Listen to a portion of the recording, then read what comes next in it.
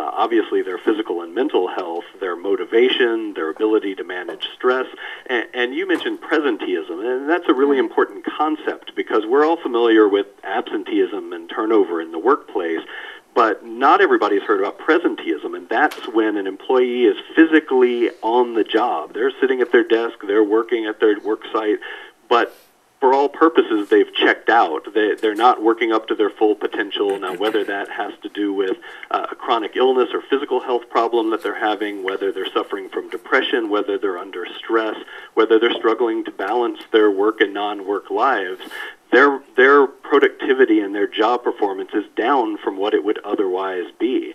And in fact, the estimates of the cost of presenteeism is much higher than even absenteeism. There are some estimates that say that productivity losses due to presenteeism are more than 7 times greater than that's lost due to absenteeism.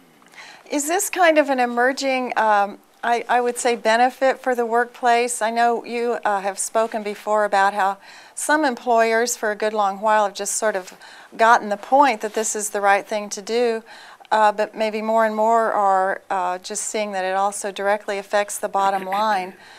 You spoke to that a little bit, but how do you get the word out to employers that this is either the right thing to do or it's going to really make a difference for them in how their company or agency functions?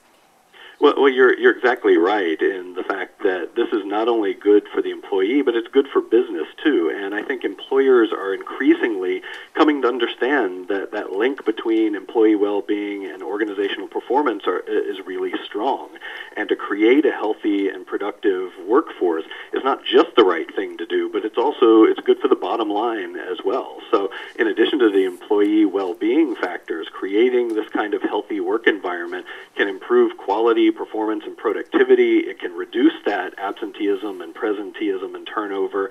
It can cut accident and injury rates. You're able to be an employer of choice, and these days it's really important to attract and retain the very best workers. That's where the competitive advantage comes from, as well as improving customer service, satisfaction, and nowadays we're all concerned with skyrocketing healthcare costs, and creating a healthy work environment can help, if not reduce those costs, at least slow the increase of them. One of the other things that seems to be going around now is stress, and almost everyone you talk to speaks about stress in the workplace. We have a psychologist on the phone with us, so we can't avoid having this opportunity. We talked on the phone the other day, and you said something about distinctions between negative stress, and the term you used, which I loved, was optimum arousal. And you said that's actually a kind of energizing force. But companies must deal with the stress issue a lot. And is there good stress? Is there bad stress? And how does a company make that distinction, or is there one? Well, stress is a huge factor, as you mentioned. The American Psychological Association does a public opinion survey every year, and last year in our survey we found that 69% of employees said that work was a significant source of stress for them. 41% said that they typically feel tense or stressed out on a normal work day.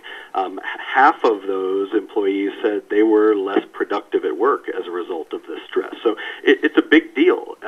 And you often hear discussion of good stress, or some people will call it eustress. And actually, I think that's a misunderstanding of what that is. And managers fall right into this easily, because you talk to high-level executives in a workplace, and they thrive in a high-pressure environment. And so sometimes their attitude is, well, we don't want to get rid of stress in the workplace because that's how people become more productive. We need that stress. Well, in reality, stress is a mismatch between the demands that somebody's facing and the abilities and resources that they have available. So you don't want to overwhelm somebody. When they're overwhelmed, they don't have the resources they need to meet the demands at hand. And that comes from things like having too much work to do, so excessive workload, but also not being challenged at work, so a qualitative underload is what they call that. And it's not having enough challenge, enough things of interest, and that gets at what you were just talking about.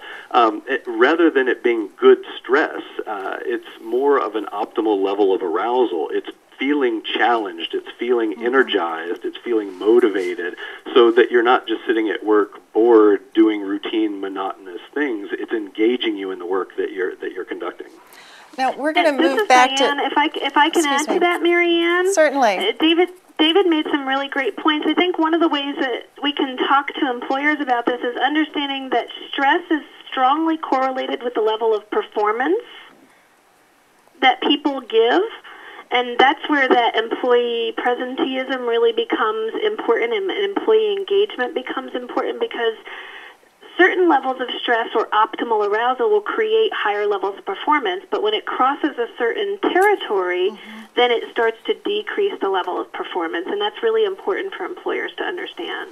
That's exactly right, that we're not designed as human beings to have a constant level of stress. It's something that's meant to ratchet up so we can deal with the demand and then move on and go back to our normal level of functioning. The problem is when that exists over a long period of time, then you start to have physical health and mental health problems related to that. So it's important that when it starts bleeding over and impacting and impairing somebody's functioning at home and at work, then it becomes a problem, and you certainly don't want to see that. We have Steve Andres, who's the Chief Human Resources Officer at Tallahassee Memorial Healthcare, the award winner in this. I know you've incorporated a lot of what David and Diane have been saying into your everyday life as you've been working towards this award, and really absorbing that this is a very important part of your culture at the hospital. Right. Can you talk to us a little bit about how you came to win this award, and I think some others that are a tribute to the hospital organization? We didn't set out to win awards. We actually initiated the remaking of the culture of our organization in an effort to reach optimal employee satisfaction and see an improvement in the bottom line. Winning this award and others has been a byproduct of our actions. Early on, with a new CEO in our organization about 7 years ago, we designed policies and procedures and protocols and just general behaviors that enhanced communication, employee reward and recognition, and employee involvement. And through doing those three things, along with an overstructure or umbrella of values for our organization that were created by our colleagues, we were able to meet the criteria for the award and, again, improve our productivity and our patient satisfaction and the quality of care that we deliver. You have definitely an awareness of how this has affected your employees, but also the community.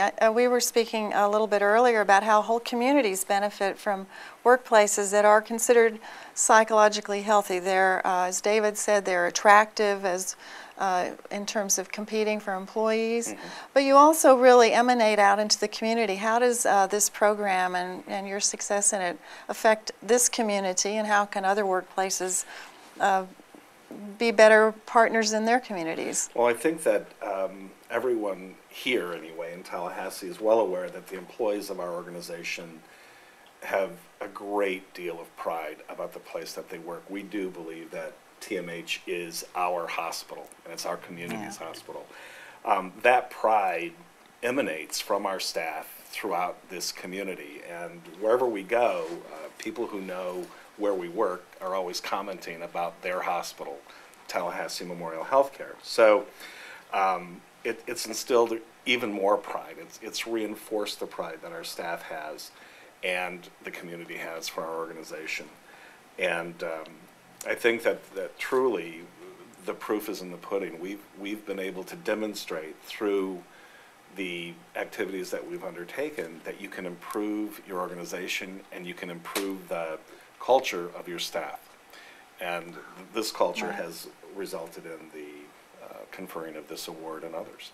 I think it's great that a healthcare organization sort of sets the gold standard in our community, and maybe being one of 5 around the country, you're really a great role model.